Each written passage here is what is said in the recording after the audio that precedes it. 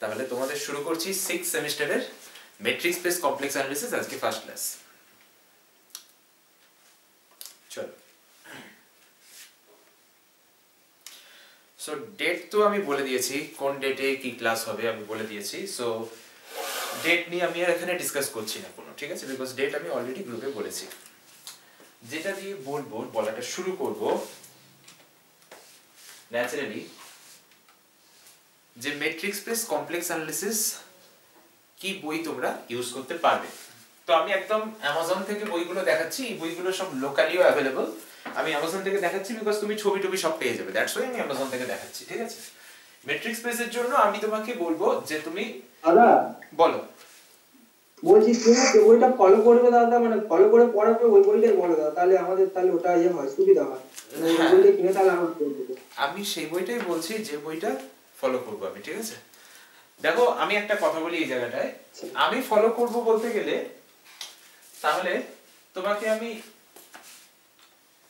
এই বইটা বলতে পারি, ঠিক আছে, মানবেন্দ্রনাথ মুখোপাধ্যায় ম্যাট্রিক্স স্পেস। কিন্তু মানবেন্দ্রনাথ মুখোপাধ্যায়ের ম্যাট্রিক্স স্পেস তুমি পড়ে নামাতে পারবে না, কথাটা বুঝতে পারলে? মানবেন্দ্রনাথ মুখোপাধ্যায়ের ম্যাট্রিক্স স্পেসের বই, এমএনএম এর ম্যাট্রিক্স স্পেসের বই একটু টাফ বই, ঠিক আছে। তো সেই কারণে আমি সেটাকে সেকেন্ড অপশনে রেখেছিলাম। আমি তোমাকে এই বইটাও বলবো, এই বইটাও বলবো রেফারেন্স হিসাবে, কিন্তু এটাকে আমি সেকেন্ড অপশনে রেখেছি কারণ এটা টাফ বই। এরকম চাইলে তো প্রচুর বই আছে, প্রচুর বই আছে ম্যাট্রিক্স স্পেসের, তোমাকে আমি বলে শেষ করতে পারবো না ম্যাট্রিক্স স্পেসের কটা বই আছে, ঠিক আছে। কিন্তু তোমার জন্য যেটা লাভ হবে সেটা তোমাকে আমি বলছি সবার প্রথমে। আর সেকেন্ড, আমি যেটা ফলো করব তার মধ্যে একটা বই বলছি। আমি তো একটা বই ফলো করব না, আমাকে মাল্টিপল বই ফলো করতে হয়, ঠিক আছে। তো সেই কারণে আমি প্রথম তোমাকে বললাম যে তুমি ইসমাইল হকের ম্যাট্রিক্স স্পেসের বইটা দেখতে পারো, কারণ এই বইটা তোমাদের জন্য লিখেছে, একদম তোমাদের জন্য, তোমাদের স্ট্যান্ডার্ডে নামিয়ে লেখা হয়েছে, ঠিক আছে। একটা স্টুডেন্ট যে স্ট্যান্ডার্ডে থাকে সে যেভাবে পড়লে বুঝতে পারবে সবকিছু করে দেওয়া, এইরকম ভাবে ব্যাপারটা লেখা আছে। প্লাস এখানে এমসিকিউ দেওয়া আছে, তোমার জন্য সুবিধা হবে, ঠিক আছে। এই জন্যই আমি এই বইটা তোমাকে বললাম। কিন্তু দেখো আমি যখন পড়াবো তখন কিন্তু আমি এই বইটা ম্যাক্সিমাম টাইম পড়াতে পারবো না, ঠিক আছে। কারণ পড়ানোর সময় কিন্তু আমার ভালো মেটেরিয়াল লাগে, ঠিক আছে, স্ট্যান্ডার্ড কোয়ালিটি মেটেরিয়াল লাগে। তুমি যখন বাড়িতে পড়বে তোমার জন্য যেটা লাগে আমার জন্য যেটা লাগে দুটোর মধ্যে তফাৎ থাকবে, বুঝতে পেরেছো? দুটো একই হবে না কখনো। সেই জন্য আমাকে ফলো করতে হয় মেনলি যে বইটা, সেটাও আমি তোমাকে বলে দিচ্ছি, সেটা হচ্ছে মানবেন্দ্রনাথ মুখোপাধ্যায়ের ম্যাট্রিক্স স্পেস। এছাড়া ম্যাট্রিক্স স্পেসের প্রচুর বই আছে, প্রচুর ভালো ভালো বই আছে। যেমন এস কুমার সেনের একটা বই আছে, সেটাও আমি ফলো করি। জেন আহমেদের বই আছে, সেটাও আমি ফলো করি। কিন্তু তুমি তো এত বই ফলো করবে না, তোমাকে একটা বই বলতে হবে। সেই কারণে আমি তোমাকে ইসমাইল হকের বইটা বলেছি, ঠিক আছে। আশা করি ক্লিয়ার করতে পারলাম। এই হলো ম্যাট্রিক্স স্পেসের বই। আমি আজকে কমপ্লেক্স অ্যানালিসিসেরও বই বলে দিচ্ছি, যেহেতু তোমাদের ম্যাট্রিক্স স্পেস কমপ্লেক্স অ্যানালিসিস একই ইউনিটের মধ্যে আছে। কিন্তু আজকে তো আমি কমপ্লেক্স অ্যানালিসিস শুরু করব না। যখন আমি কমপ্লেক্স অ্যানালিসিস স্টার্ট করব তখন আমি কমপ্লেক্স অ্যানালিসিসের বইয়ের কথা আবারও বলবো, সেকেন্ড টাইমও বলবো, ঠিক আছে। আজকে আমি বলছি, স্টিল আমি আবারও বলবো, ঠিক আছে। আমি সব অ্যামাজন থেকে দেখাচ্ছি এই কারণেই, বিকজ অ্যামাজনে তুমি ছবি সমেত পাবে, ছবি পাবলিকেশন সব সমেত পাবে, ঠিক আছে। এবার যখন তুমি কিনতে যাবে, অ্যামাজন থেকে কিনতে হবে এমন ব্যাপার নেই, তুমি লোকাল থেকে কেনো। আমার মনে হয় লোকালে বেশি ডিসকাউন্ট পাওয়া যায়, লোকালে কিনলে ডিসকাউন্টটাও বেশি পাওয়া যায়। অ্যামাজনে তো 10% বা কিছু একটা এরকম দেবে, লোকালে কিনলে এগুলোই 25% 30% ডিসকাউন্ট দেবে, ঠিক আছে। সো ন্যাচারালি লোকাল থেকে কেনাটাই বেটার, মানে দোকান থেকে আর কি, ঠিক আছে। আচ্ছা, কমপ্লেক্স অ্যানালিসিসে যেটা তোমরা একটু আগে জিজ্ঞেস করছিলে যে আমি কোনটা ফলো করব, আমি যতগুলো বই দেখলাম কমপ্লেক্স অ্যানালিসিসে তার মধ্যে সবচেয়ে ফ্রেন্ডলি বই, স্টুডেন্ট ফ্রেন্ডলি বই হচ্ছে এই বইটা, বিএস তিয়াগির লেখা complex analysis function of a complex variable, ঠিক আছে। এবার তুমি যদি বলো তাহলে আমি কোনটা ফলো করব, দেখো আমি তোমায় আগেই বলেছি আমাকে তো 10টা বই ফলো করতে হতে পারে, কিন্তু তুমি তো 10টা বই কিনবে না, তুমি তো কিনবে একটা বই। সো তোমার জন্য যে বইটা সুইটেবল আমি তোমাকে সেটা সবার প্রথমে বলছি। এবার তুমি যদি জিজ্ঞেস করো যে আর কি কি বই আছে, তোমাকে আমি সেইটা বলছি, ঠিক আছে। আর কি কি বই অ্যাভেলেবেল আছে তোমাকে আমি সেইটা বলছি এবার, ঠিক আছে। কমপ্লেক্স অ্যানালিসিসে আর কি কি বই আছে, যেমন ধরো আমি যে বইটা ফলো করি, চ্যাটে কি বলছো বলো, এই বইটার পিডিএফ দেবে না। আচ্ছা কোন বইটার কথা বলছো, কোন বইটার পিডিএফ এর কথা বলছো? একবার লেখো কোন বইটার কথা বললে। মেট্রিক স্পেসের দুটো বই বলেছি, একটা ইসমাইল হকের বই বলেছি, আর একটা বলেছি এম এন মুখার্জি, মানবেন্দ্রনাথ মুখার্জির বই বলেছি। এই দেখো ব্যাপারটা হচ্ছে আমি সমস্ত সেমেই একটা করে পিডিএফ দিই, ঠিক কথা, ঠিক আছে, কিন্তু যে বইগুলোর পিডিএফ দিই সেগুলো একটু আপার স্ট্যান্ডার্ড বই, ঠিক স্টুডেন্ট পড়ে বুঝে পরীক্ষায় মানে টাইমের মধ্যে, এত শর্ট টাইমের মধ্যে স্টুডেন্টরা পড়ে বুঝে পরীক্ষায় লিখে আসবে সেরকম বই পিডিএফ পাওয়াটা খুব মুশকিল। যেমন ধরো এই ধরনের যে বই তুমি যদি বলো এর পিডিএফ দিতে, আমি কিন্তু পিডিএফ দিতে পারবো না, কারণ পিডিএফ হয় না এর, ঠিক আছে, এর পিডিএফ হয় না। Function of a complex variable B S Tyagi, এর পিডিএফ আমার কাছে নেই, হলেও হয়তো আমার কাছে নেই, হয়তো হতে পারে, আমি দেখবো চেষ্টা করে যদি পাওয়া যায়, তবে যতদূর আমার ধারণা এর পিডিএফ হয় না, ঠিক আছে, কারণ এগুলো খুব বেশি দাম যে বইগুলো তা নয়, সেই কারণে পিডিএফ পাওয়া যায় না, ঠিক আছে, দামি বইয়ের পিডিএফ পাওয়া যায়, এই সাধারণত এই ধরনের বইয়ের পিডিএফ খুব কমই পাওয়া যায়। কত দাম বইটার, কত হবে, এখানে দাম দেয়নি, জানি না, এখানে দামটা দেয়নি, ও 500 টাকা, 500, এখানে 500 টাকা দিয়েছে, এটা হচ্ছে এমআরপি। এবার তুমি যখন কলেজ স্ট্রিটে কিনতে যাবে হয়তো এর উপরেই 30% ছাড় পেয়ে যাবে, ঠিক আছে, ওকে, সুতরাং এর পিডিএফ পাওয়াটা একটু চাপের, ঠিক আছে, এই লো কস্টের বইয়ের সাধারণত পিডিএফ পাওয়া যায় না, হাই কস্টলি যে বইটার দাম তোমার 2000 3000 তার পিডিএফ পাওয়া যায়, ঠিক আছে, বা আরো কস্টলি, ঠিক আছে, সাধারণত যেটা পাওয়া যায় বললাম। এবার বেরোতেই পারে এই বইটার দাম যেমন 350 টাকা, এর পিডিএফ কিন্তু আমার কাছে নেই, এই বইটা কিনেই রেখেছি আমি, ঠিক আছে। তারপর ইসমাইল হকের বই দাম হচ্ছে তোমার ওই 250 টাকা বা 300 টাকা, এ তো তোমার আমাদের কাছে সাপ্লাই চলে আসে, মানে দিয়ে যায় পাবলিকেশন থেকে, ঠিক আছে। আচ্ছা, তারপর ধরো হ্যাঁ, কমপ্লেক্স অ্যানালিসিসে আরেকটা বই যেটা ভালো বই, কিন্তু আমি স্টুডেন্ট রেকমেন্ডেড বই বলবো না, স্টুডেন্ট পড়ার বই বলবো না, ভালো বই, ঠিক আছে, ভালো বই মানে এরকম ভালো বই যে ধরো তুমি সমস্ত কোয়েশ্চেনের আনসার এই বইতে পেয়ে যাবে, মানে আগের বইটাতেও পাবে অবশ্যই, কিন্তু আগের বইটাতেও পাবে যেটা বিএস তিয়াগি বললাম, এই বইতেও পাবে সমস্ত কোয়েশ্চেনের আনসার, এরকম বই মানে স্টুডেন্টদের জন্য খুব ভালো বই, স্টুডেন্ট ফ্রেন্ডলি বই যেটাকে বলা হয়, এটা সেটা একটা। শোভাকর গাঙ্গুলি, ধনঞ্জয় মণ্ডল, শোভাকর গাঙ্গুলি ধনঞ্জয় মণ্ডল আমাদেরই প্রফেসর ছিলেন, ঠিক আছে, আমরা যখন ইউনিভার্সিটিতে পড়তাম। শোভাকর গাঙ্গুলি রিটায়ার হয়েছেন কয়েক বছর আগে, ধনঞ্জয় মণ্ডল এখনো পড়াচ্ছেন, ইভেন স্টিল ধনঞ্জয় মণ্ডল ইউনিভার্সিটিতে পড়ান। ধনঞ্জয় মণ্ডলের কমপ্লেক্স অ্যানালিসিসের বই তুমি পড়ছো, কিন্তু একটা কথা বলে রাখি, ধনঞ্জয় মণ্ডল কিন্তু অ্যাকচুয়ালি টপোলজির লোক, ঠিক আছে, জিওমেট্রিক টপোলজি বা টপোলজি যাই বলো না কেন, ওনার সাবজেক্ট সেটা। আর এই যে একটু আগে তুমি যে এমএনএম এর কথা দেখলে, এই এমএনএম, ঠিক আছে, মানবেন্দ্রনাথ মুখোপাধ্যায়, এনার কাছেও আমরা পড়েছি, ইনিও ইউনিভার্সিটিতে পড়াতেন, এখন রিটায়ার হয়ে গেছেন, ইনিও কিন্তু টপোলজির লোক, ইনিও টপোলজির লোক। ধনঞ্জয় মণ্ডল এনারই স্টুডেন্ট, আবার ধনঞ্জয় মণ্ডলও এনার স্টুডেন্ট, ইসমাইল হকও এনার স্টুডেন্ট, ঠিক আছে, বুঝতে পারলাম। সুতরাং এনার বইটা খুবই ভালো বই, কিন্তু ছেলেমেয়েরা পড়তে পারবে না, টাইম কম তো, পড়ে বুঝতে গেলে যে টাইমটা দিতে হবে এই বইটা, সেই টাইমটা স্টুডেন্টদের কাছে নেই। সাবজেক্টের সাথে পরিচিত হওয়া, সাবজেক্টটাকে চেনা, 5টা অঙ্ক করা, এই করতে করতে যে টাইমটা বেরিয়ে যাবে, তারপরে এই বইটাকে পড়ে উদ্ধার করা এটা ডিফিকাল্ট জব, সেই জন্য আমি এটাকে সেকেন্ডে বলেছি, ঠিক আছে। তাহলে তুমি যদি বলো কি বই কেনা উচিত, আমি এক কথায় বলবো যে তোমার ভালোর জন্য তোমার কেনা উচিত ইসমাইল হকের মেট্রিক স্পেসের বই। তুমি বলতে পারো যে তাহলে তো ইসমাইল হকের মেট্রিক স্পেসের বইয়ের থেকে এমএনএম এর মেট্রিক স্পেসের বই আরো ভালো বই, অবশ্যই আরো ভালো বই, কিন্তু তুমি সেটা হজম করতে পারবে না, সমস্যা এখানেই, ঠিক আছে। অবশ্যই 100%, 200%, 300% আরো বেটার বই, বাট তোমার ক্যাপাবিলিটি, তোমার টাইমের কথা ভেবে তো তোমাকে করতে হবে, সো দ্যাটস ওয়াই আমি তোমাকে বলবো না কখনোই যে তুমি এমএনএম এর বই ডাইরেক্ট পড়ো, ঠিক আছে। হ্যাঁ, এবার তুমি যদি মানে একটু নিজেকে অ্যাডভান্স করে রাখতে চাও, তাহলে অবশ্যই এমএনএম এর বইয়ের কোনো বিকল্প হয় না। ফার্দার তোমার যদি মনে হয় যে তুমি মাস্টার ডিগ্রি করবে, ভালো জায়গায় মেসসিতে ভর্তি হবে, টিআইএফআর দেবে, মানে বিভিন্ন রকম স্বপ্ন টপ্ন থাকে যদি ম্যাথস নিয়ে, সোজা কথা, তাহলে এমএনএম এর বই ইজ আ বেটার বুক, অনেক ভালো বই, ঠিক আছে, ওকে। আচ্ছা, আর এখানে তো আমি তোমাকে বললাম বিএসটি আগের বইটা তোমাদের জন্য ভালো বই, আর শোভাকর গাঙ্গুলির বইটাও ভালো বই, ঠিক আছে। এছাড়াও আর এগুলো মোটামুটি ভালো বই, এছাড়াও আরো অনেক বই আছে, কিন্তু তোমাকে বলে তো লাভ নেই, সেগুলো কিনে তুমি পড়ার টাইম পাবে না, ঠিক আছে। সুতরাং তোমার জন্য যেটা সুইটেবল তোমাকে আমি বললাম, আমি এই দুটো বই মিক্স করে পড়াবো কমপ্লেক্স অ্যানালিসিসে, বিএসটি আগি এন্ড শোভাকর গাঙ্গুলি, এই দুটো মিক্স করে পড়াবো, ঠিক আছে। সুতরাং তুমি এই দুটোর মধ্যে যে কোনো একটা নিতে পারো, তোমার কাজে লাগবে। বিএস তিয়াগিটা কেন আমি ফার্স্টে বলেছি, কারণ বিএস তিয়াগিতে তোমার লেখার স্টাইলটা দেখবে স্টুডেন্ট ফ্রেন্ডলি, ঠিক আছে। শোভাকর গাঙ্গুলি একটু অ্যাডভান্স লেখেন, ঠিক আছে, শোভাকর গাঙ্গুলি, ধনঞ্জয় মণ্ডলের লেখার স্টাইল একটু অ্যাডভান্স টাইপের লেখে, তো সেই জন্য আমি তোমাকে ওটা তখন ফার্স্টে বলিনি, ঠিক আছে। এইগুলো ব্যাপার। তবে বইটা ভালো। আমরা অ্যাকচুয়ালি আমরা যখন এমএসসি তে পড়েছিলাম আমরা ডাইরেক্ট এই বইটাই পড়েছিলাম, ঠিক আছে? কারণ আমাদের এটা লেকচার নোট দেখতে পারো, এটা হচ্ছে lecture course on complex analysis, মানে এরা ইউনিভার্সিটিতে যা পড়াতেন সেটাই একটা বই হিসেবে পাবলিশ করেছে, আলাদা কিছু না। বুঝতে পারলে কথাটা? আমরা যেটা পড়েছি আমার ইউনিভার্সিটিতে ক্লাসে পড়া যেটা, সেটা এই বইটা অ্যাকচুয়ালি, ঠিক আছে? কারণ এনারাই ইউনিভার্সিটিতে পড়াতেন, সো এই বইটাই পড়াতেন, এই বইটা থেকেই পড়াতেন, এই বইটা থেকেই কোয়েশ্চেন করতেন, সো এই বইটাই পড়া, ঠিক আছে? বুঝতে পারলাম আশা করি। এইগুলো ব্যাপার।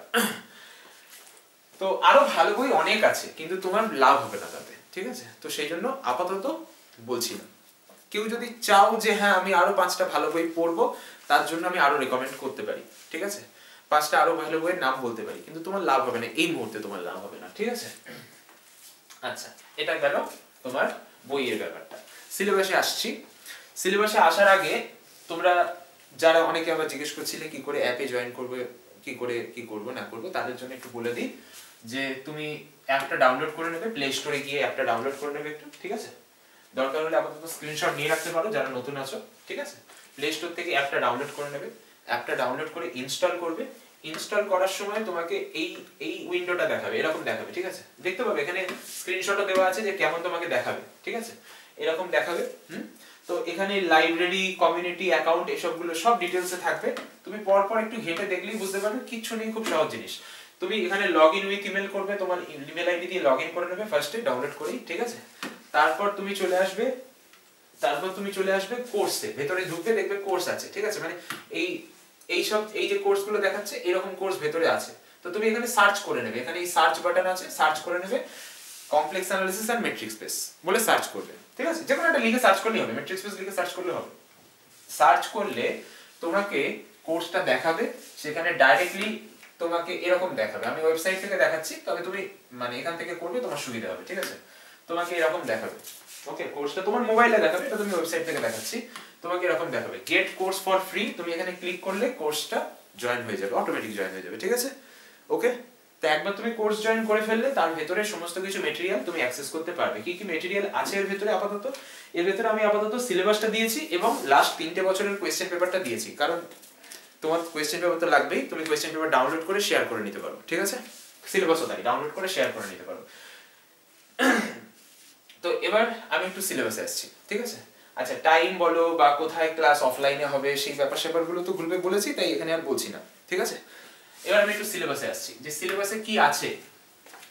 মেট্রিক স্পেস কমপ্লেক্স অ্যানালিসিস সিলেবাসে কি আছে। দেখো কি আছে, এটা তো এক কথায় তোমাকে বলে এটা তো রিডিং করে বোঝানো সম্ভব নয়, ঠিক আছে? বা বোঝালেও তোমার কোনো লাভ হবে না, তোমার ভালো লাগবে না, ঠিক আছে? তুমি এখন এই নামগুলো শুনেই বা কি করবে, ঠিক আছে? তুমি তো দেখতেই পাচ্ছ কি কি আছে, নামগুলো আলাদা করে শুনে তোমার তো লাভ হবে না। তো দেখো আমি তোমাকে কয়েকটা জাস্ট কথা বলে দিই। মেট্রিক স্পেস টপোলজির সাথে একদম 100% রিলেটেড, ঠিক আছে? ওকে, তুমি যা যা এখানে মেট্রিক স্পেসে পড়বে কি আছে সেটা আমি ছোট করে একটু বলি। এই যে ফার্স্ট পার্টটাই দেখছো, এই ফার্স্ট পার্টটায় বিভিন্ন ধরনের মেট্রিক স্পেসের ডিসকাশন করা আছে এবং এখানে প্রপার্টিজ এবং প্রবলেমস, এই জিনিসটা নিয়ে ফার্স্ট পার্ট। এখান থেকে পরীক্ষায় 10 নাম্বার আসে, দুটো বড় কোয়েশ্চেন আসে 10 নম্বরের, ঠিক আছে? পরীক্ষার কোয়েশ্চেন এক্ষুনি দেখাবো, যাই হোক আমি বলছি যখন বলে দিই। পরীক্ষায় 10 নম্বরের দুটো বড় কোয়েশ্চেন আসে, ঠিক আছে? আর এমসিকিউ আসে 2 থেকে 3টে। মানে এই ফার্স্ট পার্টটা খুব একটা ইম্পর্টেন্ট জায়গা, যেখান থেকে মেট্রিক স্পেসের একটা বড় মার্কস ক্যারি করে। মেট্রিক স্পেসে তোমার কোয়েশ্চেন পেপার এক্ষুনি দেখাবো, তার মধ্যে একটা হিউজ মার্কস এই ফার্স্ট পার্ট ক্যারি করে। সেকেন্ড পার্ট অ্যাকচুয়ালি সিকোয়েন্স বলা হয়, সেকেন্ড পার্টটাকে বলি আমরা সিকোয়েন্স, আর ভালো করে বললে completeness in a metric space বা sequence in a metric space বললেও চলে। থার্ড পার্টটা হচ্ছে কন্টিনিউটি ইন মেট্রিক স্পেস, ঠিক আছে? ফোর্থ পার্টটা হচ্ছে কম্প্যাক্টনেস, ফিফথ পার্ট হচ্ছে কানেক্টেডনেস, আর লাস্ট পার্ট হচ্ছে কন্ট্রাকশন ম্যাপিং। তাহলে এই যে 1 2 3 4 5 6 6টা পার্ট নিয়ে তোমার মেট্রিক স্পেসের সিলেবাস, ঠিক আছে? প্রত্যেক পার্ট থেকে অঙ্ক আসে, তুমি চাইলে তোমার কোয়েশ্চেন পেপার এক্ষুনি খুলবো, তোমার প্রত্যেক পার্ট থেকে অঙ্ক আসে, প্রত্যেক পার্ট থেকে এমসিকিউ আসে, কোন পার্ট থেকে বেশি আসে কোন পার্ট থেকে কম আসে সবই আসবো আস্তে আস্তে। তবে মোটামুটি মিশিয়ে যদি বলো প্রত্যেকটা পার্টই কিন্তু খুব ইম্পর্টেন্ট, ঠিক আছে? ওকে, এবার আমি আজ কমপ্লেক্স অ্যানালিসিস সিলেবাসে যাচ্ছি না, কারণ আজকে তো কমপ্লেক্সের ক্লাস না, আজকে মেট্রিকের ক্লাস, তো ওই জন্য কমপ্লেক্সের সিলেবাস আজকে আর বলছি না। যেদিন কমপ্লেক্স পড়াবো সেদিন সিলেবাস দিয়েই শুরু করবো, ঠিক আছে? আমি একটু কোয়েশ্চেন পেপারে আসি। 2023 এর কোয়েশ্চেন পেপার থেকেই ধরি, ঠিক আছে? একদম লেটেস্ট ইয়ার। তোমাদের সমস্ত কোয়েশ্চেন পেপার দেওয়া আছে। একটু বলে দিই, 2023টা এবং 2022টাকে ফলো করার চেষ্টা করবে। 2021টা ফলো করে খুব একটা ফলো তো করবে অবশ্যই, তবে 2021 যে প্যাটার্ন সেটা অনলাইন পরীক্ষা হয়েছিল, 2022 এবং 2023 একটু মডিফাই করেছে, ঠিক আছে? সামান্য প্যাটার্ন কিছু চেঞ্জ হয়নি, কোয়েশ্চেনের স্ট্রেংথ মডিফাই করেছে, কোয়েশ্চেন কেমন সোজা ছিল কঠিন ছিল এই ব্যাপারগুলো একটু হালকা মডিফাই করেছে, ঠিক আছে? 22-23টাকেই তুমি স্ট্যান্ডার্ড হিসেবে মনে করবে, ঠিক আছে? 21টাকে স্ট্যান্ডার্ড হিসেবে মনে করো না, অনলাইন পরীক্ষা হচ্ছে সেবারে। আচ্ছা আচ্ছা, যেটা বলছিলাম, হ্যাঁ, তো তোমার আমি ফার্স্ট ইউনিটের যদি বলি, মেট্রিক স্পেসে কত নাম্বার থাকে পরীক্ষায়? দেখো,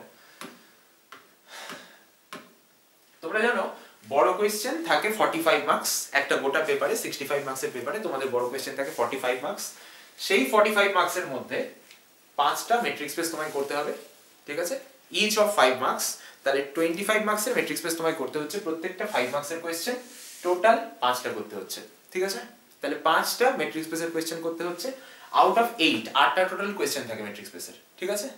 তাহলে তোমাকে টোটাল মেট্রিক স্পেস করতে হচ্ছে বড় কোয়েশ্চেন, বিগ কোয়েশ্চেন 25 মার্কস, 5টা কোয়েশ্চেন করতে হবে 8টার মধ্যে, প্রত্যেকটা 5 মার্কসের। তবে প্রত্যেকটা 5 মার্কস মানে যে 5 মার্কসের কোয়েশ্চেন থাকবে সব তা নয়, ভেঙেও থাকতে পারে। যেমন দেখছো এখানে 5 মার্কসের গোটা কোয়েশ্চেনও আছে, আবার ভেঙেও আছে, 2+3ও আছে, আবার 4+1ও আছে।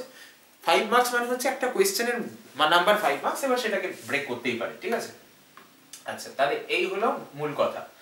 এবার আমি ফার্স্ট যে জায়গাটা শুরু করছি সেই জায়গাটায় আসি। আমার মনে হয় চ্যাপ্টার ওয়াইজ বলাই ভালো, প্রত্যেকটা চ্যাপ্টার থেকে কত মার্কস আসে শুরু করার সময় বলে দেওয়াটা বেটার, সবার তাতে মনে থাকবে। আর শুরুতে যদি বলি যে এই চ্যাপ্টার থেকে এত নাম্বার, ওই চ্যাপ্টার থেকে কত নাম্বার, মনেই থাকবে না, একবারই দেখবে সেটাকে আর মনে পড়বে না। প্রত্যেক চ্যাপ্টারের শুরুতে বলে দেওয়াটা আমার মনে হয় বেটার, তো আমি প্রত্যেক চ্যাপ্টারের শুরুতেই সেই কারণে বলে দেবো, ঠিক আছে? যেমন ধরো আমার প্রথম চ্যাপ্টার আমি শুরু করে দিচ্ছি, কাজের মধ্যে ঢুকে যাচ্ছি, ঠিক আছে? তোমাদের যদি কোনো প্রশ্ন থাকে তাহলে জিজ্ঞেস করবে, ঠিক আছে? দেখো, মেট্রিক স্পেসটা পুরোটাই ইউনিট 1, ঠিক আছে? তো তার মধ্যে ছোট ছোট ভাগে সিলেবাসটাকে ভাগ করা আছে। এটা মেট্রিক স্পেসের প্রথম ভাগ, ফার্স্ট পার্ট, ঠিক আছে? টোটাল মেট্রিক স্পেসটা ইউনিট 1 এর মধ্যে রাখা আছে, সেটার আবার ফার্স্ট পার্ট। তো এই যে চ্যাপ্টারটা, এটাকে তুমি বলবে মেট্রিক স্পেসেস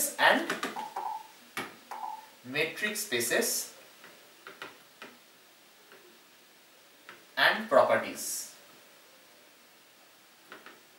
পরীক্ষায় কত নাম্বার আসে?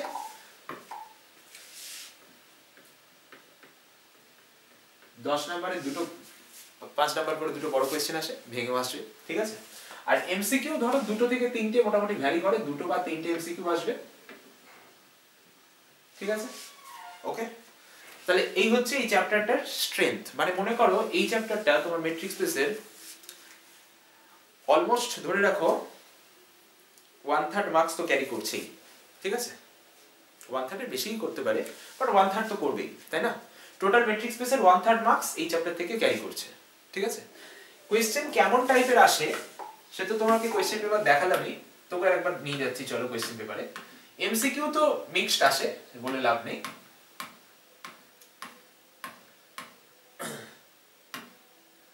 দেখো, এখন তো দেখালে সেইভাবে বুঝতে পারবে না, তবু আমি বলার চেষ্টা করছি যতটা সম্ভব। তুমি এক্ষুনি করবে যেটা, যে মেট্রিক কি জিনিস, মেট্রিক কিভাবে তৈরি হয় সেইটা করবে, মেট্রিকের এক্সাম্পল, কোন মেট্রিক বাউন্ডেড কোন মেট্রিক বাউন্ডেড নয় তার এক্সাম্পল, মেট্রিকের property, diameter of a set, ডায়ামিটারের বিভিন্ন প্রপার্টিজ, এই জিনিসগুলো করবে। তো এই ধরনের প্রবলেম কিন্তু আসে, ঠিক আছে? যেমন ধরো এখানে 2021 এর এই কোয়েশ্চেনটা দেখাতে বলেছে যে এটা একটা মেট্রিক স্পেস হচ্ছে, ঠিক আছে? ওকে, আবার তুমি যদি 2022 এ এসো, সেখানেও এই টাইপের কোয়েশ্চেন সবসময় পাবে এরকম না, বিভিন্ন ধরনের থাকতে পারে। সেখানে দেখো দেখাতে বলেছে ফার্স্ট কোয়েশ্চেনে যে এটা একটা মেট্রিক হচ্ছে, সেকেন্ড কোয়েশ্চেনে ক্লোজ সেট, হ্যাঁ ক্লোজ সেট ওপেন সেটেরও অঙ্ক দেয় কিন্তু, ঠিক আছে? Close set, open set, bounded set, boundary, এসবের অঙ্ক দেয়, ঠিক আছে? তো এই পরপর দুটো কোয়েশ্চেন। আবার 2023 এ যদি দেখো ওই টাইপেরই পরপর দুটো কোয়েশ্চেন ফেলেছে। এখানে ওই ডায়ামিটারের উপর অঙ্ক দিয়েছে, ইন্টেরিয়রের উপর অঙ্ক দিয়েছে, আর এখানে তোমার ওই ইন্টেরিয়র তারপর সাবস্পেস মেট্রিক তার উপর অঙ্ক দিয়েছে, ঠিক আছে? তো এই হচ্ছে মোটামুটি অঙ্কগুলো দেয় এইভাবে, ঠিক আছে? তো থিওরি ডাইরেক্ট সব সময় দেয় না, থিওরি প্রবলেম মিশিয়েও দিতে পারে, প্রবলেমও দিতে পারে দুটো, আবার থিওরিও দিতে পারে, ঠিক আছে? তো আমি চলে আসছি তোমার ফার্স্ট চ্যাপ্টার, যেটার নাম হচ্ছে মেট্রিক স্পেসেস অ্যান্ড প্রপার্টিজ। এই তার সিলেবাস, এই তার মার্কস, ঠিক আছে? তুমি সবার আগে যখনই পড়া শুরু করছো মেট্রিকের কনসেপ্ট কোথা থেকে আসে সেটা আগে বোঝো। ধরো আমাকে দুটো পয়েন্টের মধ্যে ডিস্টেন্স মেজার করতে বলা হচ্ছে, তো এখন খুব সহজভাবে বলি, ডিস্টেন্স যখন আমি মেজার করছি, আমি ডিস্টেন্সটা কিভাবে মেজার করব সেটা খুব ইম্পর্টেন্ট। ফর এক্সাম্পল, ধরো একটা রাস্তা আছে,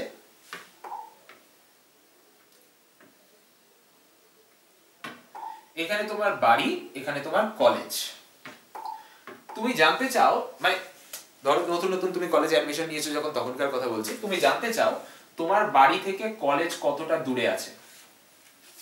তো সেক্ষেত্রে তুমি কি করবে? সেক্ষেত্রে ন্যাচারালি যেটা করা হয় সেটা হচ্ছে এখন গুগল ম্যাপে দেখে নাও। তো গুগল ম্যাপ যেটা ডিস্টেন্স বলে তোমাকে, আর তুমি যেটাকে ডিস্টেন্স বোঝো, মানে বোঝো বলবো না, বুঝতে বলবো, কারণ আমাদের ম্যাথমেটিক্সে যেটাকে ডিস্টেন্স পড়ানো হয় আর গুগল ম্যাপ যেটাকে ডিস্টেন্স বলে, দুটো কি একই ডিস্টেন্স? গুগল ম্যাপ কাকে ডিস্টেন্স বলে? তোমাকে গুগল ম্যাপ চারটে রাস্তা দেখাবে, যে তুমি চাইলে বাসে করে যেতে পারো, ধরো একটা ট্রেন লাইন আছে, সেই ট্রেন লাইনটা ধরো এইভাবে যাচ্ছে, তো গুগল ম্যাপ বললো তুমি যদি ট্রেনে যেতে চাও তাহলে এই রাস্তাটা পড়বে। আবার ধরো মেট্রো রয়েছে, মেট্রো ধরো অন্য রাস্তা দিয়ে যাচ্ছে, মেট্রো ধরো ওই জলের তলা দিয়ে যায় না, নদীর তলা দিয়ে, ঠিক আছে? তো ধরো মেট্রোর লাইনটা এটা, তুমি যদি মেট্রোয় যাও তাহলে এই রাস্তা দিয়ে যেতে হবে, তুমি যদি বাসে যাও তাহলে হাজার রকম রাস্তা আছে সেখানে, ঠিক আছে? এখন তুমি কোন রাস্তা দিয়ে যাবে তার উপরে ডিপেন্ড করছে কতটা ডিস্টেন্স তোমাকে কভার করতে হবে। এটা কিন্তু সবার জন্য যে সেম তা নয়, ভ্যারি করছে অ্যাকর্ডিং টু তোমার যে পাথটা তুমি চুজ করছো সেই অনুযায়ী, ঠিক আছে? এটা একটা সিম্পল কনসেপ্ট তোমাকে দিলাম, যে তুমি ম্যাথমেটিক্সে যে ডিসটেন্স কথাটা বলো, সেই ডিসটেন্স কথাটা প্র্যাকটিক্যাল সেন্সে কিন্তু অবসলিট হয়ে যায়। ম্যাথমেটিক্সে ডিসটেন্স কথাটার মিনিং হচ্ছে you can join the two points by a straight line. তুমি দুটো পয়েন্টকে একটা স্ট্রেট লাইন দিয়ে জয়েন করলে, সিম্পল একটা স্ট্রেট লাইন দিয়ে দুটো পয়েন্টকে জয়েন করলে, জয়েন করে ডিসটেন্সটা মেজার করলে। কিন্তু প্র্যাকটিক্যাল সেন্সে এই মেজারমেন্টটা খুব কমই কাজে লাগে, ঠিক আছে? লাগে কোথায়? ফিজিক্স ল্যাবে যতটুকু লাগে তারপরে লাগে না, ঠিক আছে?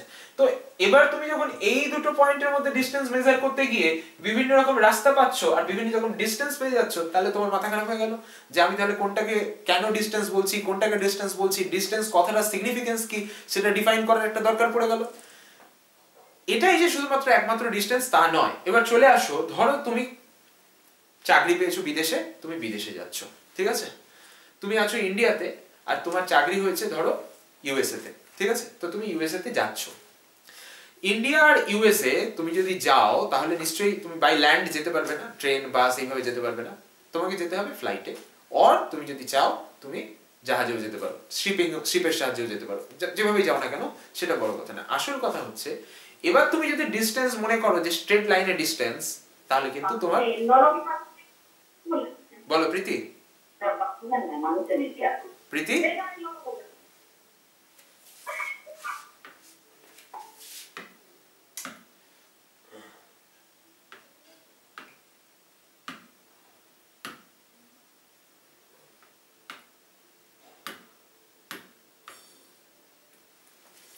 এবার যদি তুমি মনে করো ডিসটেন্স মানে স্ট্রেট লাইনে ডিসটেন্স, তাহলে কিন্তু তুমি করতে পারবে না।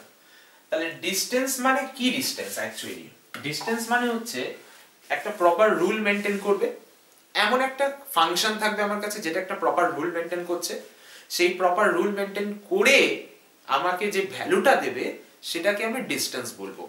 আর যে ফাংশনের সাহায্যে এই কাজটা আমি করব that is called a distance function. এই ডিসটেন্স ফাংশনটাকেই ম্যাথমেটিক্সে একটা পার্টিকুলার নামে অনেক সময় ডাকা হয়, নামটাই হচ্ছে মেট্রিক। নামটা কি বললাম?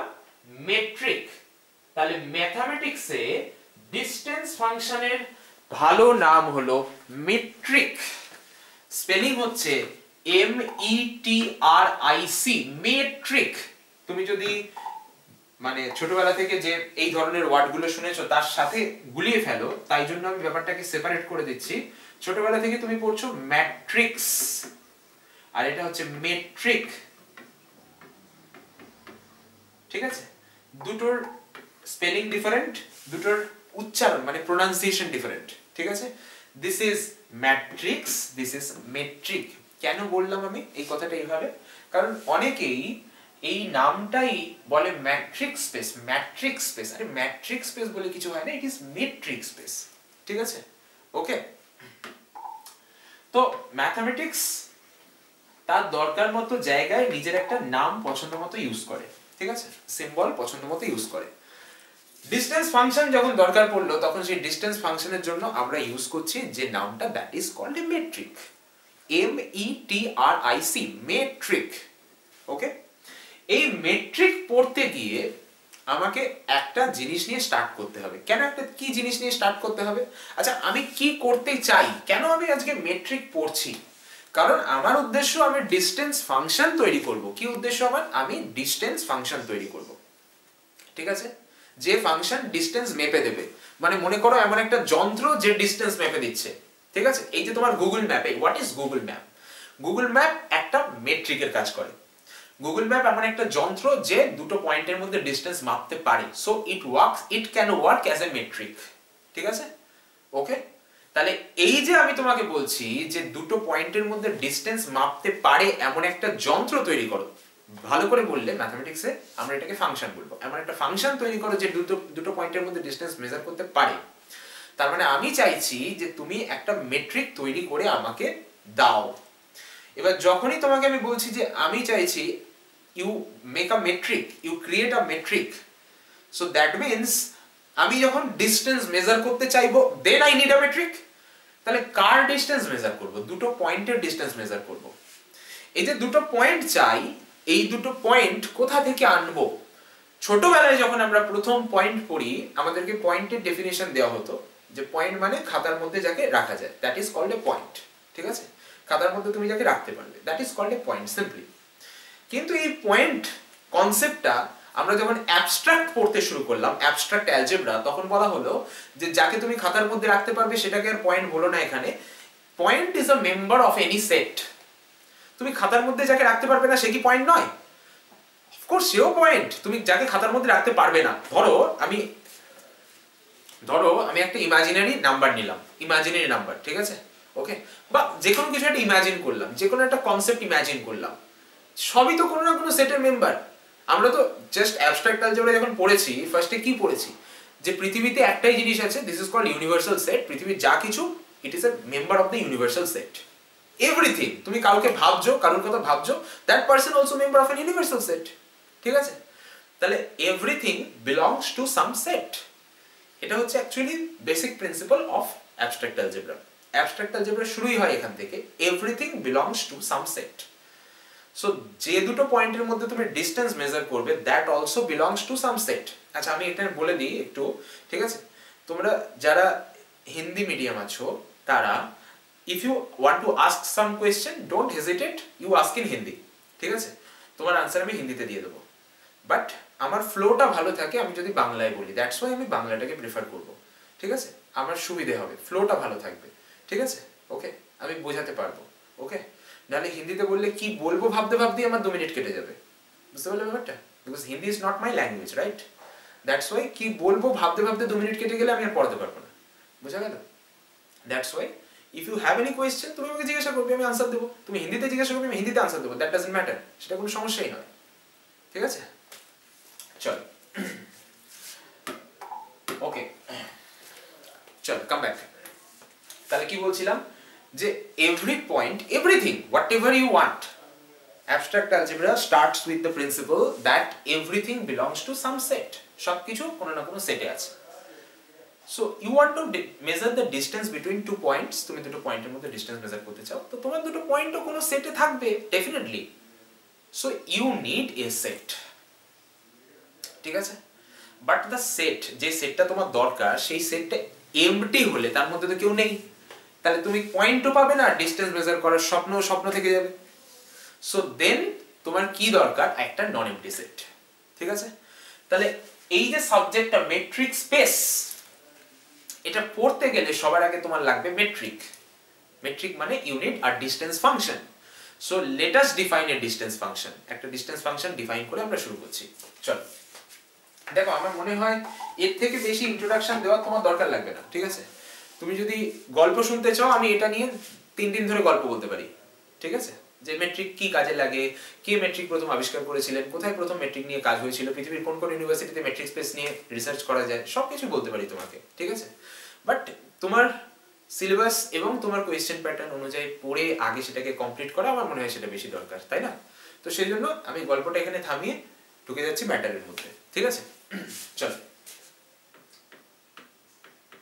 মেট্রিক, METRIC, আর আরেকটা নাম হচ্ছে ডিসটেন্স ফাংশন।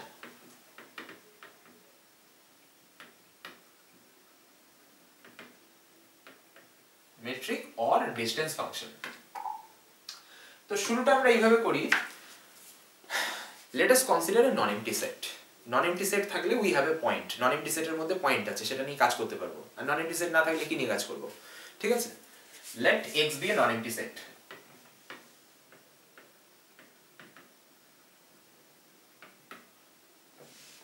তুমি একটা non-empty set নিয়ে শুরু করবে। আচ্ছা, কি শুরু করলে? কি করবে তুমি? তুমি কি চাও? তুমি চাও দুটো পয়েন্টের মধ্যে ডিসটেন্স মেজার করতে, তো তোমার তো দুটো পয়েন্ট লাগবে।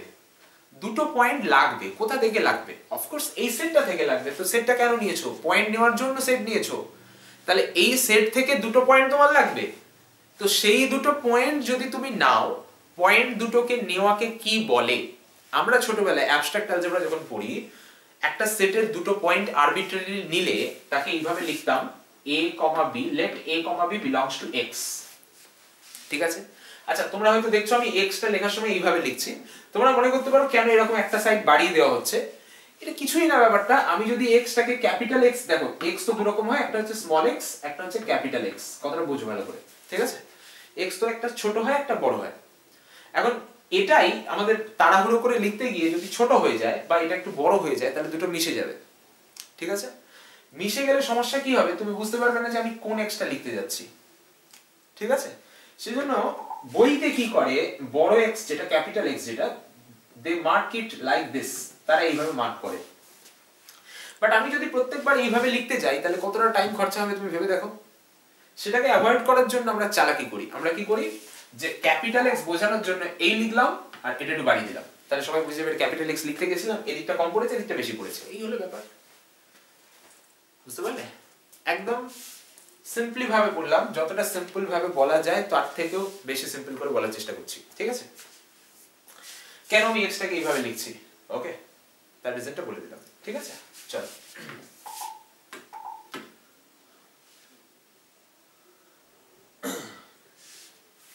এবার তোমার যেরকম পছন্দ তুমি লিখতে পারো। আমি এরকম লিখবো, তার কারণ তাতে আমার বোঝানো যাবে যে আমি ক্যাপিটাল x লিখছি, প্লাস টাইমটাও বাঁচবে। ঠিক আছে?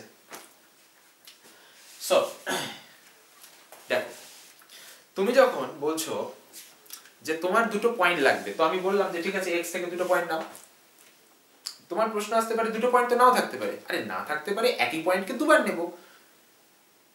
আমার কাছে যদি সেটে একটাই পয়েন্ট থাকে তো একই পয়েন্টকে দুবার নেব, a আর b সমান হবে, তাতে আমার কোনো ক্ষতি হবে না। ঠিক আছে? আচ্ছা, তো ওটা নিয়ে কোনো সমস্যা হবে না। এবার রিপ্রেজেন্টেশনটা একটু দেখাই। দেখো, আমাকে যদি কেউ বলে দুটো পয়েন্ট নাও, ধরো আমি বললাম যে আমি এখান থেকে এখানে যাব। ঠিক আছে? তোমরা যারা রাস্তাঘাটে চলাফেরা করো সবাই জানো ব্যাপারটা, আমি যে ব্যাপারটা বলতে চলেছি তোমরা সবাই বোঝো। ঠিক আছে? দেখো, খুব সিম্পলি বলছি। ধরো আমি যখন এই দিকে যাব, যে বাসগুলো চলে সেটা এই রুট দিয়ে চলে। আর আমি যখন হোম থেকে কলেজ, বাড়ি থেকে college, from home to college, okay, আর আমি যখন এই দিকে যাব কলেজ টু হোম, যে বাসগুলো চলে সেটা এই রুটে চলে। এবার তুমি বলতে পারবে কেন এই রুটটা কি দোষ করেছিল? এটা তো দেখবে কলকাতায় যদি চলাফেরা করো, এরকম প্রচুর রাস্তা থাকে যেগুলো ওয়ান ওয়ে বলা হয়, যেখানে উল্টো দিক দিয়ে গাড়ি যায় না, ওয়ান ওয়ে। ঠিক আছে? তাহলে তুমি একটা কথা বলো, এই ধরনের ওয়ান ওয়ে যদি থাকে, গুগল ম্যাপ যদি আমাকে সেটা না দেখায়, তাহলে আমি কি করব? আমি ভাববো আমাকে হয়তো এই সেম রুট দিয়ে যেতে হবে, আমি এখানে দাঁড়িয়ে থাকবো, আমি বাস পাবো না, সারাদিন হাঁ করে দাঁড়িয়ে থাকবো, বাসই পাবো না, বাড়ি ফিরতে পারবো না। আমি বাড়ি থেকে কলেজে এসেছিলাম, গুগল ম্যাপ আমাকে দেখিয়েছে যে এটাই রাস্তা, আর কিছু দেখায়নি গুগল ম্যাপ। এবার কলেজ থেকে যখন বাড়ি ফিরছি, তখন আমি এখানে হাঁ করে দাঁড়িয়ে আছি, কোনো বাস পাচ্ছি না, কারণ আমি তো জানি এইখান থেকে বাসগুলো ধরবো, এদিকে যেগুলো যাচ্ছে, এদিকের বাসগুলো যে ধরতে হবে সেটা তো জানি না, কিন্তু এদিকে তো কোনো বাস যাবে না, এটা তো ওয়ান ওয়ে। তাহলে তাহলে H থেকে C নাকি C থেকে H, that also matters when you are measuring a distance between H and C. তুমি H আর C এর মধ্যে ডিসটেন্স মেজার করে ছেড়ে দিলে তাহলে কিন্তু জমবে না খেলাটা। তোমাকে প্রপার জিনিসটা করতে হবে। যে তুমি বাড়ি থেকে কলেজ যাচ্ছ না কলেজ থেকে বাড়ি যাচ্ছ সেটা ম্যাটার করে এখানে। কেন ম্যাটার করে? ওই যে বললাম, যদি এটা ওয়ান ওয়ে হয় তাহলে আমি এখানে দাঁড়িয়ে থাকবো কিন্তু কোনো বাস পাবো না, সারাদিন আমার এখানেই কেটে যাবে, বাস আর পাবো না আমি, ঠিক আছে? কারণ বাসগুলো তো ঘুরে ঘুরে এদিক দিয়ে যায় না, ঠিক আছে? বাসগুলো তো ঘুরে ঘুরে এদিক দিয়ে যায়, ফেরার সময়, যাওয়ার সময় এদিকে যায়, ফেরার সময় এদিক দিয়ে যায়। এটা তোমরা সবাই অভ্যস্ত এটার সাথে, এটা নতুন কিছু নয় তোমাদের, ঠিক আছে? তো দেখো, তার মানে হলো আমাকে যদি কেউ দুটো পয়েন্ট দিয়ে বলে যে দেখ তোকে দুটো পয়েন্ট দিলাম এইচ আর সি, তুই এদের মধ্যে ডিসটেন্স মেজার করে বলে দে, তাহলে প্রশ্নটা বোকা বোকা। এইচ আর সি দুটো পয়েন্টের মধ্যে ডিসটেন্স এইভাবে আমি মেজার করতে পারবো না, এক কথায় বলবো সম্ভব নয়, ঠিক আছে? কেন সম্ভব নয়? তার কারণ distance varies depending on whether you are starting from H or you are starting from C. So এবার যদি কেউ বলে যে রাগ করিস না, তোকে আমি অর্ডারড পেয়ার দিলাম, এবার কিন্তু আমি ডিসটেন্স মেজার করতে পারবো, বিকজ অর্ডারড পেয়ার কিন্তু পজিশন ফিক্স করে দেয়।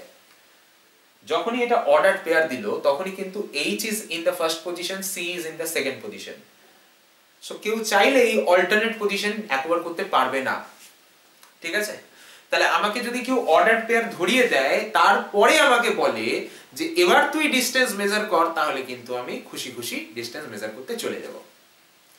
এবার অর্ডারড পেয়ার তাহলে দু রকম হতে পারে, একটা HC, একটা CH, ঠিক আছে? নরমাল পেয়ারের সাথে অর্ডারড পেয়ারের তফাৎ এখানেই, শুধু দুটো ধরিয়ে দেওয়াকে বলবো নরমাল পেয়ার, বা পেয়ারও বলবো না, ম্যাথমেটিক্সে পেয়ার বলতে অর্ডারড পেয়ারই বোঝায় সাধারণত, ঠিক আছে? যাই হোক, সো শুধু আমাকে দুটো ধরিয়ে দিল H এবং C, তাহলে আমি কিন্তু সেটা নিয়ে কিছুই করতে পারবো না, আমার কিছু করার থাকবে না। কেউ যদি তার উপর জেদ করে বলে যে আমাকে ডিসটেন্স মেজার করতেই হবে, তাহলে আমি বাধ্য হই তখন তাকে একটা ভুলভাল রেজাল্ট দিয়ে ছেড়ে দেবো, কারণ আমার তো কিছু করার নেই। এবার কেউ যদি জোর করে বলে করতেই হবে, তখন আমি কি করব? ঠিক আছে? তাহলে এবার আমাকে কি করতে হবে? আমাকে একটা পারফেক্ট পেয়ার তৈরি করতে হবে, পারফেক্ট অর্ডার পেয়ার তৈরি করতে হবে। হয় আমি এটা নেব তার উপরে ডিসটেন্স মেজার করব, বা আমি এটা নেব তার উপরে ডিসটেন্স মেজার করব, বা দুটোই আলাদা আলাদা করে দেবো। এটার জন্য একটা ডিসটেন্স বলবো, এটার জন্য একটা ডিসটেন্স বলবো, ঠিক আছে? আমরা অনেকেই এটা ফেস করি যে বাড়ি থেকে কলেজে আসতে যে রাস্তা দিয়ে বাসটা যায় সেখানে 1 ঘন্টা টাইম লাগে, কলেজ থেকে বাড়ি ফেরার সময় যে রাস্তা দিয়ে বাসটা যায় সেখানে 45 মিনিট টাইম লাগে, বা আরেকটু বেশি টাইম লাগে, ঠিক আছে? অর্থাৎ দে টেক ডিফারেন্ট রুট, দুটো আলাদা রুট নিচ্ছে, তাই জন্য ডিসটেন্সটা চেঞ্জ হয়ে যায়, ঠিক আছে?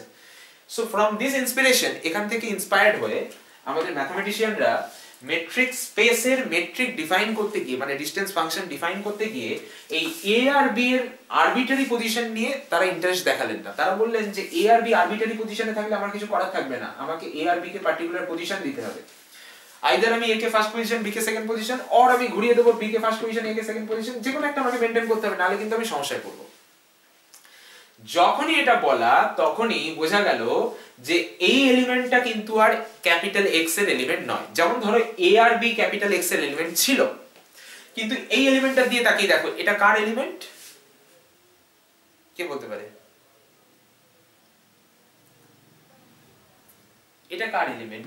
এটা কার এলিমেন্ট বলো? x ক্রস x এর এলিমেন্ট। তাহলে এবার আমাদের সেট পাল্টে গেল। সেট কি? x cross x। এবার তুমি নিশ্চয়ই বুঝতে পারছো যে আমরা যার উপরে ডিসটেন্স ফাংশনকে ডিফাইন করব, ডিসটেন্স ফাংশনকে ডিফাইন করব না, গরু r2 নয়। দেখো x যদি r হয় তাহলে আমি এটা r2 বলতাম, কিন্তু আমি জানি না যে x r কিনা। তোমাকে যে আমি एग्जांपलটা দিলাম এটা একটা জাস্ট एग्जांपल। x যে কোনো সেট হতে পারে। আমি তোমাকে একটু আগে কি বললাম যে দেখো শুধুমাত্র যে গুগল ম্যাপের ডিসটেন্স মেজার করতে হয় তা ভেবো না, মানে ডিসটেন্স অনেক জায়গায় মেজার করতে হয়, ঠিক আছে? আইনস্টাইন তার থিওরি অফ রিলেটিভিটি, যখন স্পেশাল থিওরি অফ রিলেটিভিটি আইনস্টাইনের অ্যাকচুয়ালি, যার জন্য তিনি নোবেল পেয়েছিলেন, সো আইনস্টাইন যখন special theory of relativity publish করেন তখন চারিদিকে একটু হই হই পড়ে গেছিল। কেন? আইনস্টাইন বলেছিলেন যে তুমি যেটা ডিসটেন্স মেজার করো সেটা ছাড়াও আরো ডিসটেন্স মেজার করা যায়। যেমন আইনস্টাইনের কনসেপ্ট এরকম ছিল যে তুমি আজ পর্যন্ত তিনটে অ্যাক্সিস দেখে এসেছো, দেয়ার আর 3 অ্যাক্সিস, রিয়েল অ্যাক্সিস, মানে তিনটে রিয়েল অ্যাক্সিস দেখে আসছো। কেউ তো বলতেই পারে আমি এন ডাইমেনশন নিয়ে কাজ করছি, তার ব্যাপারটা আলাদা। ইনফ্যাক্ট তখন বোধহয় এন ডাইমেনশনের কনসেপ্ট আসেনি, আমি ঠিক শিওর নয়, ঠিক আছে? যাই হোক, সেটা আলাদা ব্যাপার। বাট তখন মেইনলি 3 ডাইমেনশনের উপর রমরমিয়ে কাজ হচ্ছে, জিওমেট্রির উপর রমরমিয়ে কাজ হচ্ছে সেই যুগে, ঠিক আছে? তো যখনই অ্যাকচুয়ালি এই যে এন ডাইমেনশনের যে কনসেপ্টটা না, এটা আইনস্টাইনই এনেছিলেন সত্যি কথা বলতে গেলে। এই যে তোমাদের ডিফারেনশিয়াল জিওমেট্রি আছে না, ডিফারেনশিয়াল জিওমেট্রি আইনস্টাইনের জন্যই এসেছে, ঠিক আছে। উনিই প্রথম ডিফাইন করেছিলেন টেনসর কি জিনিস, তার থেকেই ডিফারেনশিয়াল জিওমেট্রির জন্ম হয়। অর্থাৎ আমার মনে হয় না এন ডাইমেনশনের কনসেপ্ট তার আগে অতটা ইউজ হতে বলে, থাকলেও অত ইউজ হতো না, ঠিক আছে, কারণ আইনস্টাইনই প্রথম এই টেনসরের কনসেপ্ট এনেছিলেন, ডিফারেনশিয়াল জিওমেট্রি যেটা, ঠিক আছে। বুঝতে পারছো পেপারগুলো তাহলে কতটা লিঙ্কড, একটা পড়া থেকে একটা টেনে আনতে হচ্ছে, ঠিক আছে। দেখো সো এবার কি বলছিলাম, হ্যাঁ দেখো ডিসটেন্স যে শুধু আর এর মধ্যে হয় বা r2 বা r3 এর মধ্যে হয় এরকম নয়, ডিসটেন্সের স্বাধীনতা আছে একটা, distance has is total independence. Einstein বলেছিলেন যে when you are measuring distance it's not always by a scale, তুমি অলওয়েজ যে স্কেল মেপে ডিসটেন্স মেজার করবে এরকম না ব্যাপারটা। তুমি যে X axis Y axis Z axis draw করে ডিসটেন্স মেজার করে দিলে, along X axis distance, along Y axis distance, along Z axis distance বলে তুমি তার X coordinate Y coordinate Z coordinate বলে ছেড়ে দিলে, ইট ইজ নট এনাফ, যথেষ্ট নয় এটা। তাহলে কি আছে ব্যাপারটা, আইনস্টাইনের কনসেপ্ট এরকম ছিল যে ধরো আমি অফিস যাচ্ছি, ঠিক আছে, ধরো আমি অফিস যাচ্ছি, আমার বাস, আমি যে বাসে অফিস যাই সেই বাস এই রুটে অফিস যায়, এই রুটে মানে অফিস যায় মানে এই রুটে যায়, ঠিক আছে, সেই বাসটা এই রুটে যায়, ঠিক আছে, এখান থেকে এখানে, ঠিক আছে। ফেরার সময়ও ধরো এই সেম রুটেই ফেরে, মনে করো সেম রুটেই ফেরে, এটা কোনো ওয়ান ওয়ে নয়, এই রুটেই যায় এই রুটেই ফেরে। বাট যাওয়ার সময় বাসগুলো সকালবেলা একটু স্লো যায়, সকালবেলা হয় না বাসগুলো স্লো যাচ্ছে, ঠিক আছে, কারণ তারাও ঘুম থেকে সবাই উঠেছে, তারও মনে হচ্ছে যে সকালবেলা উঠে কে চালায় এরকম একটা ব্যাপার, ঠিক আছে, যাই হোক, তো স্লো চালাচ্ছে একটু, ঠিক আছে। ফেরার সময় তাদের আবার বাড়ি ফেরার তারা, এবার গাড়িটাকে গ্যারেজ করে আমরা একটু রেস্ট করব, ঠিক আছে। তো ফেরার সময়, যাওয়ার সময় যে রাস্তাটা আমি 1.5 ঘন্টায় আসছি, ফেরার সময় সেই রাস্তাটাই আমি 1 ঘন্টায় আসছি, ঠিক আছে। তাহলে আমরা কথায় কথায় লোককে জিজ্ঞেস করি, হ্যাঁ রে তোর বাড়ি কত দূর, লোকটা অনেক সময় উত্তর দেয় আমার বাড়ি এখান থেকে 1 ঘন্টা, ঠিক আছে, আমার বাড়ি এখান থেকে 1 ঘন্টা, দেয় কি দেয় না, দেয় কি দেয় না। কজন আছে যে কিলোমিটারে বলে আমার বাড়ি এখান থেকে 25 কিলোমিটার, কজন আছে বলে, সবাই এরকমই বলে আমার বাড়ি এখান থেকে 1 ঘন্টা, আমার স্কুল এখান থেকে 1 ঘন্টা, আমার কলেজ এখান থেকে 2 ঘন্টা, যাই হোক এরকমই সবাই বলে। এই যে আমরা নিজের অজান্তে বলছি, যেটা বলছি সেটাই কিন্তু অ্যাকচুয়ালি দ্য ফোর্থ ডাইমেনশন। আমরা যেটা বলছি না জেনেই বলছি, বাট এটাই অ্যাকচুয়ালি ফোর্থ ডাইমেনশন, এটাই টাইম ডাইমেনশন। টাইমকে আমরা একটা ডাইমেনশনে নিয়ে চলে আসছি, টাইম দিয়ে ডিসটেন্স মেজার করছি। আমার বাড়ি এখান থেকে 1 ঘন্টা, it is just a 1 hour distance. আমি কি বলছি, it is just a 1 hour distance. তার মানে টাইমের রেসপেক্টে আমি ডিসটেন্স মেজার করছি, তার মানে আমি I am using time as a fourth dimension. That was the concept of Einstein. উনি এটা ফার্স্টে অবজার্ভ করেছিলেন, এখান থেকে উনি স্পেশাল থিওরি অফ রিলেটিভিটির কনসেপ্ট দিয়েছিলেন, ঠিক আছে। যাই হোক আমি তো তার মধ্যে ঢুকতে পারবো না এখন। হায়ার ক্লাসে যদি ডিফারেনশিয়াল জিওমেট্রি পড়ো, হায়ার ক্লাসে, নট ইন দিস ক্লাস, এই ক্লাসে নয়, মানে তোমার 6 সেমিস্টার বা বিএসসির মধ্যে নয়, হায়ার ক্লাসে যদি তুমি ডিফারেনশিয়াল জিওমেট্রি পড়ো তাহলে সেখানে তুমি special theory of relativity chapter মানে টপিকটা পেতে পারো, ঠিক আছে। আমরা আমাদের এমএসসি তে পড়েছিলাম, ওকে, স্পেশাল থিওরি অফ রিলেটিভিটি, ঠিক আছে। আর জেনারেল থিওরি অফ রিলেটিভিটি আবার আলাদা জিনিস, সেটা কিন্তু আমাদের কোনোদিনও ছিল না, সেটা স্পেশালটা আমাদের ছিল, ওকে। যাই হোক, তো যেটা বলছিলাম যে আমি যখনই ডিসটেন্স মেজার করব, ডিসটেন্স যে সবসময় আর এর মধ্যে মেজার করা হয় তা নয়, অনেক কিছুর মধ্যে ডিসটেন্স মেজার করা হয়, অনেকভাবে ডিসটেন্স মেজার করা হয়। So R is an example. Real analysis যদি এখানে ইউজ হয়ও অ্যাজ অ্যান এক্সাম্পল ইউজ হবে, আর কিছু না, ঠিক আছে। মেট্রিক স্পেস যদি একটা বিশাল বড় সমুদ্র হয়, রিয়েল অ্যানালিসিস হচ্ছে 1 বালতি জল, বুঝতে পারলাম, ঠিক আছে। সো তার সেটাকে নিয়ে আমি 2-1টা এক্সাম্পল দিতে পারি, সেটা দিয়ে আমি মেট্রিক স্পেস পড়তে পারবো না, ওকে, 2-1টা এক্সাম্পল দিতে পারি। আর টপোলজি হচ্ছে সেই 1 বালতি জল থেকে যদি মানে তুমি যদি টপোলজিকে বলো সমুদ্র, মেট্রিক স্পেস হবে তার মধ্যে একটা 1 বালতি জল, ঠিক আছে। আর রিয়েল অ্যানালিসিস হচ্ছে সেই 1 বালতি জল থেকে যদি হাতে করে একটু জল নাও, সেটা হচ্ছে রিয়েল অ্যানালিসিস, বুঝতে পারলাম। সো আমি রিয়েল অ্যানালিসিস দিয়ে টপোলজিও কোনোদিনও পড়তে পারবো না, জাস্ট আমি এক্সাম্পল দিতে পারবো যে দেখো রিয়েল অ্যানালিসিসের ব্যাপারটা এরকম দেখায়, দ্যাটস ইট, কমপ্লিট। আর কিছু আমি বলতে পারবো না সেখানে, ঠিক আছে। বা পরীক্ষায় একটা অঙ্ক আসতে পারে যে রিয়েল অ্যানালিসিসে এটা কি হয়, মানে অঙ্ক যখন করাবো তখনই দেখবে আর দিয়ে অঙ্কগুলো দেবে, তার মানে রিয়েল অ্যানালিসিস টানছে, এই হচ্ছে ব্যাপার, ঠিক আছে। এর বেশি কিছু রিয়েল অ্যানালিসিস কাজে আসে না। যতটা আসে সেটা খুব সামান্য, দ্যাট ইজ ভেরি মিনিমাম। ওকে, আচ্ছা, তো আমি যেটা বলছিলাম সেটা আসি ফিরে, যে আমাকে মেজার করতে বলেছে ডিসটেন্স। তো আমি যখন ডিসটেন্স মেজার করব আমার মাথায় চিন্তা আসবে যে আমি তাহলে দুটো পয়েন্টের ডিসটেন্স মেজার করছি, পয়েন্ট দুটো নাম দিয়েছি এ অ্যান্ড বি। যে পয়েন্ট দুটো ডিসটেন্স মেজার করছি আমি কিন্তু তাদের অর্ডার ফিক্স করে দিয়েছি, কারণ অর্ডার যদি চেঞ্জ হয়ে যায়, ওই যে বললাম ডিসটেন্স ভ্যারি করে যাবে, ডিসটেন্স চেঞ্জ হয়ে যাবে, ঠিক আছে। কিন্তু ডিসটেন্স ফাংশন যেটা মানে মেট্রিক যেটা, সেটা ডেফিনিশন যখন আমরা দেখব তখন কিন্তু এই ব্যাপারটাকে আটকে দেওয়া হয়েছে যে অর্ডার চেঞ্জ হলে যে ডিসটেন্স চেঞ্জ হয়ে যাবে, এটা ম্যাথমেটিক্স অ্যালাউ করছে না, ডিসটেন্স ফাংশনে অ্যালাউ করছে না, ঠিক আছে। ওকে, ম্যাথমেটিক্স এটাকে ডিসটেন্স ফাংশনে অ্যালাউ করছে না। আমি যখন ডেফিনিশনটা দেব তুমি সেখানে দেখতে পাবে, ঠিক আছে। যাই হোক, চলো, let x be a non-empty set, full stop. a function, আজকে হয়তো ডেফিনিশন পর্যন্তই পড়াতে পারবো,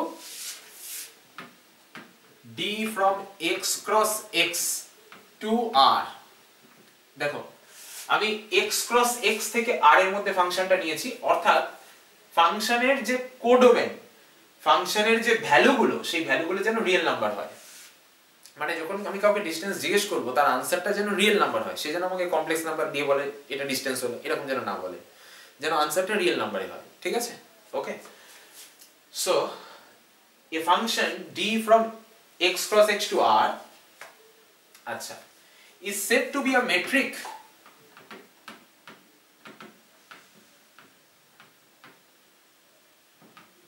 or a distance function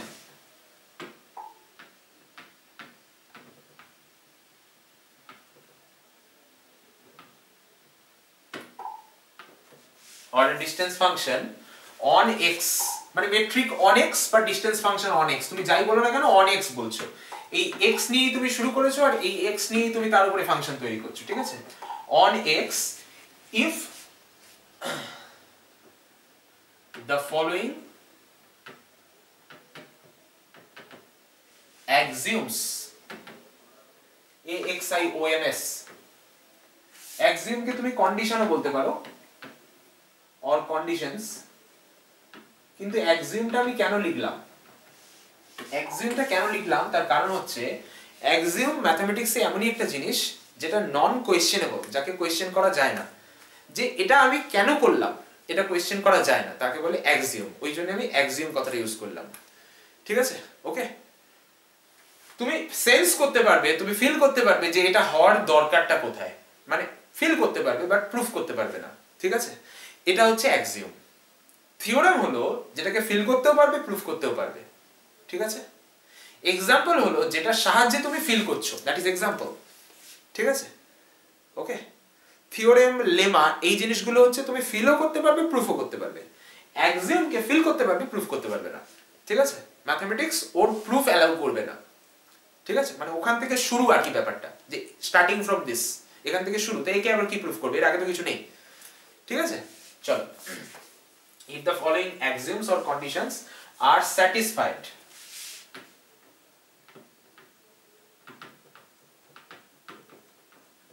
এই যে কন্ডিশন গুলো বলছি এদেরকে বলা হয় মেট্রিক অ্যাক্সিওমস, মানে এই কন্ডিশন বা অ্যাক্সিওমস এরই নাম হচ্ছে, এদেরকে বলা হবে মেট্রিক অ্যাক্সিওমস।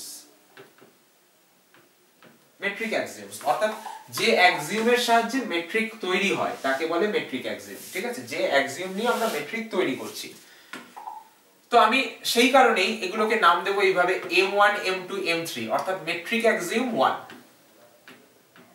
m1 মানে কি, মেট্রিক অ্যাক্সিওম 1, অর্থাৎ মেট্রিক হওয়ার জন্য ফার্স্ট অ্যাক্সিওম, ঠিক আছে। এই অ্যাক্সিওমটাকে আমরা পজিটিভনেসও বলে থাকি, পজিটিভনেস নাম দিই আমরা পজিটিভনেস, ঠিক আছে। বা অনেকে নন নেগেটিভনেসও বলে থাকে, তাতে কোনো সমস্যা নেই, ওকে। কিন্তু ঘটনাটা কি সেটা আগে দেখো, সেটা হচ্ছে d of xy যদি করো স্মল x স্মল y, দেখো আমার স্মল x লেখার কায়দা আর ক্যাপিটাল x লেখার কায়দা কিন্তু আলাদা। আমি স্মল x যখন লিখছি এইভাবে লিখছি, আমি ক্যাপিটাল X যখন লিখছি এইভাবে লিখছি, ইচ্ছা করে ডান দিকে ঠ্যাংটাকে বাড়িয়ে লিখছি, ঠিক আছে।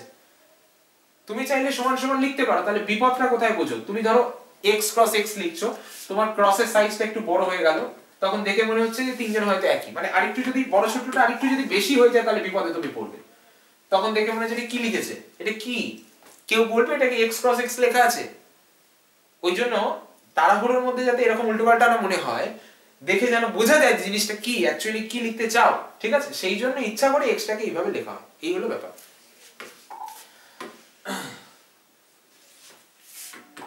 So d of xy greater equal 0 and তাহলে প্রথম মেট্রিকের প্রথম axiom d of xy greater equal 0, ঠিক আছে, and d of xy 0 হতে পারে। greater equal 0 কথাটার মানে কি, কোন জিনিস যদি কেউ বলে যে greater equal 0, সেই কথাটার মানে হলো হয় সেটা 0 থেকে বড়, না হয় সেটা 0 এর সাথে সমান। দুটো ঘটনা কিন্তু একসাথে ঘটতে পারে না। 0 একটা ফিক্সড রিয়েল নাম্বার, এটা আমার কাছে একটা রিয়েল নাম্বার আছে, দুটো রিয়েল নাম্বার, এটা এর চেয়ে বড়ও হবে আবার সমানও হবে, একসাথে কি করে দুটো হবে? তাহলে ব্যাপারটা শুনতে এরকম লাগছে না যে তুমি আর তোমার দাদা, ঠিক আছে, দুজনের বয়স এজ, আমি বলছি যে তোমার দাদার বয়স গ্রেটার ইকুয়াল তোমার বয়স, ঠিক আছে, এবার তুমি যদি এরকম বোঝো গ্রেটার এন্ড ইকুয়াল, তার মানে বড় আবার একইও হয় নাকি? কি করে হবে? হয় বড় বলো না হয় একই বলো। সো গ্রেটার ইকুয়াল সিম্বলটার ম্যাথমেটিক্যাল মিনিং হচ্ছে either greater or equal, and নয়, ঠিক আছে, either greater or equal, not and. Greater and equal নয়, গ্রেটার অর ইকুয়াল, যে কোনো একটা, ঠিক আছে। এবার দুটোর মধ্যে দুটোই কারেক্ট হতে পারে, মানে দুটোই একসাথে কারেক্ট হবে না অফকোর্স, বাট দুটোর মধ্যে অ্যাট লিস্ট একটা কারেক্ট, ঠিক আছে। সো এটাই বলতে চাইছি যে d of xy তো গ্রেটার ইকুয়াল 0, কিন্তু কখন গ্রেটার আর কখন ইকুয়াল সেটা পরিষ্কার করে এই অ্যাক্সিওম তোমাকে বলে দেবে। কি বললাম কথাটা শুনেছো? কখন গ্রেটার আর কখন ইকুয়াল সেটা পরিষ্কার করে এই অ্যাক্সিওম তোমাকে বলে দেবে। কি বলবে? d of xy this is equal 0 if and only if x equals to y। তুমি তো দুটো একই পয়েন্টের মধ্যেও ডিসটেন্স বার করতে পারো। মানে তুমি কি তোমার হাতে যদি আজকে একটা ফাংশন তুলে দিই, ধরো একটা মেশিন তুলে দিলাম, ধরো তুমি দোকানে একটা কি বলবো সিম্পল, ধরো আজকাল ট্রিমার হয় না, ট্রিমার দাড়ি কামায় যেটা দিয়ে ট্রিমার, ঠিক আছে, দোকানে আমি একটা ট্রিমার কিনতে গেছি, তো যদি আমার কাছে সুযোগ থাকে তো আমি কি চালিয়ে দেখবো না যে ট্রিমারটা কাজ করছে কিনা আদৌ? বা ধরো আমি মোবাইল কিনতে গেছি, সহজ কথা, আমি একটা মোবাইল কিনতে গেছি, তো আমি কি চালিয়ে দেখবো না কেনার পর যে মোবাইলটা কাজ করছে কিনা? যদি কাজ না করে আমি কি রিটার্ন করবো না? এমন বোকা কেউ আছে? সো ন্যাচারালি তোমার হাতে যদি আমি একটা ফাংশন তুলে দিই, তুমিও সেটাকে চালিয়ে দেখবে যে ফাংশনটা কাজ করছে কিনা। চালিয়ে দেখার কথাটা ওই জন্য আমি ইউজ করলাম। তো তোমাকে একটা ফাংশন তুলে দিয়ে বললাম চলো ভাই এটাকে বলে মেট্রিক, তুমি মেনে নেবে সঙ্গে সঙ্গে যেটাকে বলে মেট্রিক। আমার হাতে কেউ একটা মোবাইল দিয়ে বললো এই মোবাইলটা তোমার কাজ হয়ে যাবে, আমি মেনে নিয়ে চোখ বন্ধ করে বাড়ি চলে আসবো তাকে? তা তো নিশ্চয়ই নয়।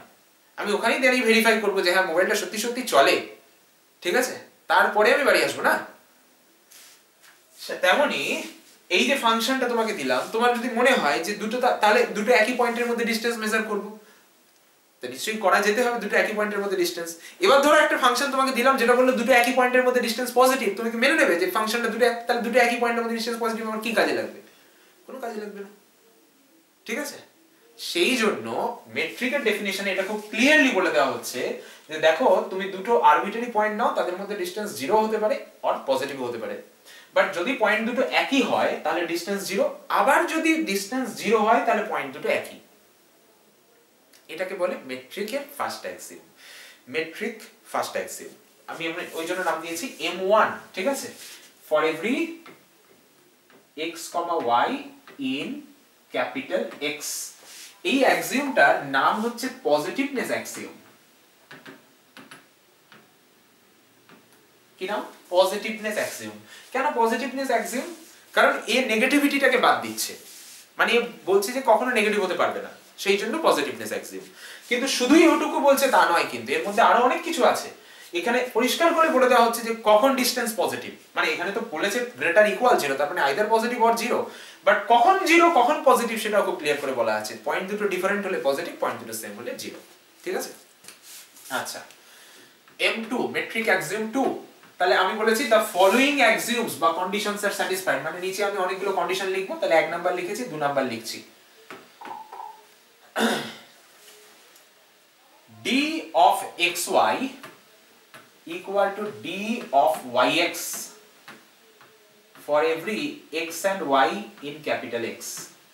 এই যে আমি বললাম d of xy equal to d of yx, তার মানে কি এই ফাংশন তোমার ওই ওয়ান ওয়ে লাইন যেটা ওয়ান ওয়ে রুট যেটা সেই ওয়ান ওয়ে রুটকে অ্যাপ্রুভ করে না।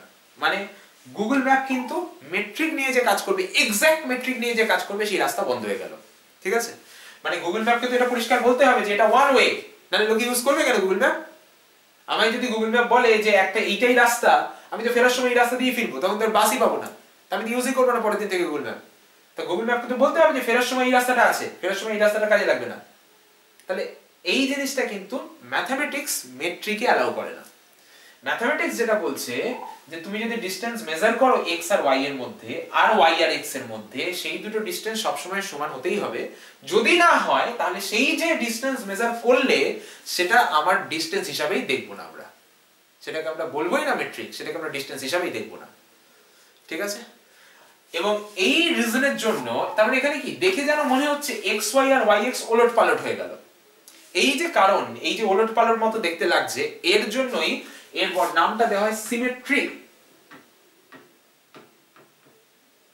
সিমেট্রি মানে কি? সিমেট্রি মানে কি? দুদিকে সমান সমান, সিমেট্রি। ঠিক আছে, যেমন আমার হাত দুটো, এটা সিমেট্রিক। এই হাতটা যদি এরকম দেখতে হতো আর এই হাতটা যদি এরকম দেখতে হতো তাহলে কি সিমেট্রিক বলতাম? বলতাম না। ঠিক আছে, ওকে। M3 মেট্রিকের থার্ড অ্যাক্সিওম। মেট্রিকের থার্ড অ্যাক্সিওম হচ্ছে, আমরা ছোটবেলায় ধরো, আমি জানি না তোমরা করেছো কিনা, বাট আমরা অলওয়েজ চেষ্টা করতাম এটা। ঠিক আছে, ব্যাপারটা একটু বলি গল্পের মতো করে। ধরো আমার একটা মাঠ আছে, একটা মাঠ, ফিল্ড। ঠিক আছে, এখানে খেলা টেলা হয় আর কি। ঠিক আছে, তো আমি সাইকেল নিয়ে এখান থেকে এখানে যাব। ঠিক আছে, এখান দিয়ে গেলে মাঠের উপর দিয়ে যেতে হবে, আর এটা রাস্তা। ঠিক আছে, ওকে। আমরা অনেক সময় করতাম, বদমাইশি বলো বা ইচ্ছা করে বলো, যাই বলো না কেন, করতাম কি যে এখান দিয়েই সাইকেল নিয়ে যাব। তার জন্য হয়তো পড়েও গেছি মাঠে কাদা টাদা থাকলে, বাট এখান দিয়ে আমাকে যেতে হবে। ঠিক আছে, ওকে। কেন যেতে হবে সেই লজিকটা তখন তো বাচ্চারা অত তো লজিক ভাবে না। সো যাই হোক, বাট আমাকে এখান দিয়ে যেতে হবে। তাতে আমার ডিসটেন্স কমের জন্য যেতে হবে না মজার জন্য যেতে হবে সেটা আলাদা ব্যাপার, বাট যেতে এখান দিয়েই হবে আমাকে। ঠিক আছে, তো এবার ধরো আমি যদি লজিক্যালি ভাবি যে তাহলে এখান দিয়ে গেলে আমার সুবিধাটা কি? অসুবিধা তো অনেক কিছু হতে পারে, মাঠে জল থাকতে পারে, কাদা থাকতে পারে, আমি পড়ে যেতে পারি, অনেক কিছু অসুবিধা আছে। সুবিধাটা কি? বেনিফিটটা কি? প্রফিট লস যদি ভাবি, ঠিক আছে, তাহলে প্রফিটটা কি? প্রফিট হচ্ছে আমি যদি এই রাস্তা দিয়ে যাই, যতটা ডিসটেন্স আমাকে কভার করতে হবে এই রাস্তা দিয়ে গেলে কম ডিসটেন্স কভার করতে হচ্ছে। সবাই বলবে, চোখে দেখেই বলা যাচ্ছে। ঠিক আছে, চোখে দেখে বলা যাচ্ছে নাকি? চোখে দেখেই বলা যাচ্ছে। ঠিক আছে, ওকে। তাহলে ঘটনাটাকে ম্যাথমেটিক্সে যদি আমি ফেলি, ধরো এখানে একটা পয়েন্ট কনসিডার করো, পয়েন্টটার নাম ধরো পি। ঠিক আছে, ওকে। তাহলে অ্যাকচুয়ালি আমি কি করছি? আমি এই রাস্তাটা দিয়ে যাওয়া মানে এইচ থেকে পি যাচ্ছি, পি থেকে সি যাচ্ছি। তাহলে আমি যদি ম্যাথমেটিক্সটাকে এবার এখানে একটু অ্যাপ্লাই করার চেষ্টা করি, মানে ভাবার চেষ্টা করি যে এইচ থেকে সি তে যেতে গেলে যে রাস্তাটা, তাকে যদি আমি ডিএইচসি বলি, এইচ থেকে সি তে যাওয়ার রাস্তাটাকে যদি আমি ডিএইচসি বলি, মানে দূরত্ব বলতে পারো, ডিসটেন্স বলতে পারো, তাকে যদি আমি ডিএইচসি বলি, আর এইচ থেকে পি এখানে যাওয়ার যে ডিসটেন্সটা তাকে যদি আমি ডিএইচপি বলি, আর পি থেকে সি এখানে যাওয়ার যে ডিসটেন্সটা তাকে যদি আমি ডিপিসি বলি, তাহলে এই ডান দিকের total distance of course greater or equal হতে পারে। কিন্তু যদি আমি এই রাস্তাটাকে টেনে এখানে নিয়ে চলে যাই, মানে এই রুটটাকে টেনে আমি এখানে নিয়ে চলে গেলাম, ঠিক আছে, আমি এটাকে ড্র্যাগ করে এখানে নিয়ে চলে গেলাম, তাহলে ইকুয়াল হবে। ঠিক আছে, so naturally DHC less equal DHP plus PHC, মানে ডিপিসি। ঠিক আছে, এই কনসেপ্টটাকে আমাদের মেট্রিকের থার্ড এক্সামে ইউজ করা হয়েছে। এটার নাম দেওয়া হয় ট্রায়াঙ্গেল ইনইকুয়ালিটি। নামটা দেওয়া হয় ট্রায়াঙ্গেল ইনইকুয়ালিটি। কনসেপ্টটা কি আমি তোমাকে লিখে দেখাচ্ছি, চলো। dxy plus dyz, it is always greater or equal dxz for every x and y and z in capital X. নাম কি দেওয়া হয়েছে বললাম? Triangle inequality.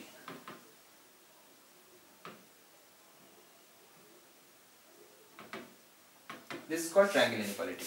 ঠিক আছে, তাহলে এই সবকটা যদি ফাংশনটাকে স্যাটিসফাই করানো যায়, তাহলে লাইনটা এবার দেখো, তাহলে এটাকে আমি মেট্রিক বলবো, লাইনটা এখানে কি ছিল, এটা set to be a metric, এটাকে মেট্রিক বলবো on x if the following conditions hold, মানে এই তিনটে কন্ডিশন যদি হোল্ড করে, তাহলে তুমি এখানে একটু কমা কমা দিয়ে আসছো, মানে যেখানে লাইনটা শেষ হয়েছে সেখানে কমা কমা দিয়ে আসছো, লাস্টে এসে ফুল স্টপ দিলে, ঠিক আছে? তোমার একটা সেন্টেন্স এখানে শেষ হলো, একটা সেন্টেন্স এখানে শেষ হলো, একদম শুরু হয়েছিল এখান থেকে, এ ফাংশন থেকে শুরু হয়েছিল, শেষ হলো এখানে, এটা কমপ্লিট সেন্টেন্স, ঠিক আছে? ওকে, তাহলে এই সেন্টেন্সটা আমাকে মেট্রিকের ডেফিনিশন দিল, ঠিক আছে? এবার এখানে একটা ওয়ার্ড তুমি দেখে এসেছো, এটা তো মেট্রিকের ডেফিনিশন হলো। এবার তোমার সাবজেক্টের নাম হচ্ছে মেট্রিক স্পেস। স্পেস মানে কি? স্পেস মানে জায়গা, ঠিক আছে? তো তাকে মেট্রিক স্পেস কেন বলছে? মেট্রিক স্পেস কেন বলছে? ধরো আমি তোমাকে বললাম যে মাঠে খেলা হয় দ্যাট ইজ কল্ড খেলার মাঠ, ঠিক আছে? যে মাঠে ঘুড়ি ওড়ানো হয় দ্যাট ইজ কল্ড ঘুড়ি ওড়ানোর মাঠ। আমাদের পাড়ায় গঞ্জে গ্রামে এই ধরনের কথা প্রচলিত, যারা আমরা পাড়া গায়ের ছেলে মেয়ে তারা এই ধরনের কথা শুনেছে, খেলার মাঠ, ঘুড়ি ওড়ানোর মাঠ, ঠিক আছে? ওকে ওকে, তো এই কথাটা যদি তুমি এখানে মেলাও একটু, সেই কনসেপ্টটাকে ইউজ করে নামটা দেওয়া হয়। এমন একটা স্পেস যার মধ্যে একটা মেট্রিক আছে, সেই জন্য এটাকে বলা হয় it is called a metric space. It is a space যেখানে একটা মেট্রিক আছে, it is a space endowed with a metric, ঠিক আছে? তাকে বলে মেট্রিক স্পেস। তাহলে ডেফিনিশন অফ মেট্রিক স্পেস যখন তুমি বলছো,